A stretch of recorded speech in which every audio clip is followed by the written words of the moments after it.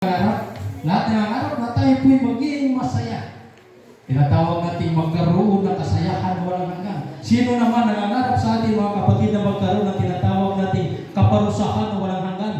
Ano? Yung tinatawag natin parusa ng ating Panginoon na talagang sa panahon pala ngayon mga kapatid, init pala ng araw ay napapasigaw na no? Sa perto mga kapatid. Init ng semento, init ng araw. Kaya yung mga teacher doon mga kapatid, yung kanilang klase mga kapatid, alas 6 hanggang alas 10, tapos sa hapon naman alas 3 hanggang alas 7 ng gabi. Kasi sa tanghali, maraming nahimatay ng mga teacher dahil sa matinding init. Gaano pa kaya mga kapatid yung init na ibigay ng Panginoon sa atin? Hatol, doon sa mga tinatawag natin kasalanan, yung mga pagkakamali, ikanak na nagawa natin. Pag tayo pa nagkakasala sa ating mga magulang, anong hatol? Ano? Nung kami yung araw, pag kami pinagkakasala, lalo tigit yung airpod ko, mga kapatid. Ang hatol po sa amin ay palo ng talbos na bayabas, hindi nga sinturon. Nung araw yung sinturon, mga kapatid, malapad at balat. Pag nakatapak talaga sa puwit mo, mga kapatid, at nag-iikot pa rito, pag hila, mga kapatid, mga isang minuto lang, bakat na rin yung sinturon. Kung gaano kalapad sinturon, ganun na rin kalapad yung bakat niya. Ano?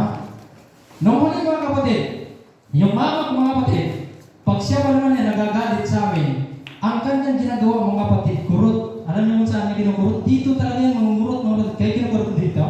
Kinukurot kayo? Yun yung parusa sa mga taong nagkakasala sa ating mga magulang. Pero ang Panginoon, mga kapatid, pag tayo po'y nagkakasala, isang parusahan lang. Sa ngayon, hindi pa tayo makatikim ng parusa. Alam po natin yan. May kalayaan, libre, lahat, mga kapatid. Yung ginagawa natin pagkamali, nagkakasala naman po, bakit hindi pa kayo natulad? Pero ang sabi ng ating Panginoon, may isang hatol para sa bawat isa sa atin. Okay? Pansinin po natin mga kapatid. Kaya kagabi kayo po'y nagbabiyahe. Ay galing po kami na Puerto. At ang sarap magbiyahe pala paggabi. Ang aming schedule mga kapatid ay maaga pang alas 3. So alas 10 pala mga kapatid ay ako'y nagayak na at magapunta ng Tagbaronges. At pagdating ng Tagbaronges mga kapatid, siyempre alas 3 yung biyahe po namin. Makichismis. Alam mo Marites? Sino may Marites? Sino ba mahilig? Ako ka mga kapatid, mahilig ako eh. Okay pa kwentuhan dun sa mga kapatid. No? Mga kapatid. So,